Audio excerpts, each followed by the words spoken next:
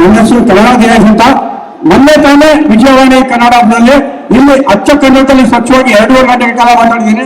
ಕನ್ನಡ ಬಿಟ್ಟರೆ ಬೇರೆ ಯಾವ ಭಾಷೆ ಉಪಯೋಗಿಸುತ್ತಿಲ್ಲ. ಈ ವೇದಿಕೆಯಲ್ಲಿ ಕೂತಿರ್ತಕ್ಕಂಥ ರಮೇಶ್ ಅವರು ನಾನು ಒಂದೇ ಶಾಲೆಯಲ್ಲಿ ಓದೋರು. ಅವರು 80ನೇ ಇಸ್ವಿನಲ್ಲಿ SLC ಅನುಚೂಲನಾದ ಅವರ ಉದ್ಯೋಗಗಳು ಎಲ್ಲ ಮಾಡ್ತಿರೋ ನಾನು ಮೇಡಮ್ ಸಿನಿಮಾಲ್ಲೇ ಮಾಡಿದ್ದೀನಿ, ಒಂದು 50 ಧಾರಾವಾಹಿಗಳಲ್ಲೂ ಮಾಡಿದ್ದೀನಿ. ಫಸ್ಟ್ ಆಗಿ ಶಾಸ್ತ್ರ ಪಾತ್ರ ಮಾಡಿರೋದು ನಾನೇ.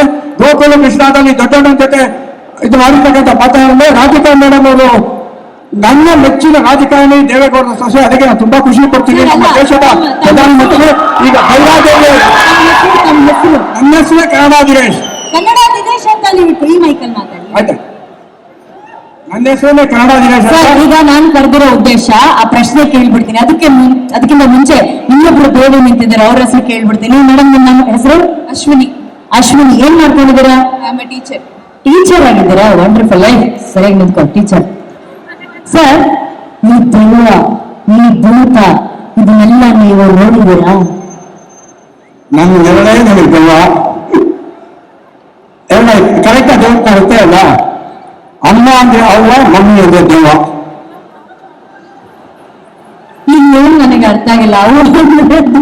ಮಮ್ಮಿ ಅಂದ್ರೆ ದೆವ್ವ, ಅವ್ವ ಅಂದ್ರೆ ಅಮ್ಮ, ಮಮ್ಮಿ ಅಂದ್ರೆ ದೆವ್ವ.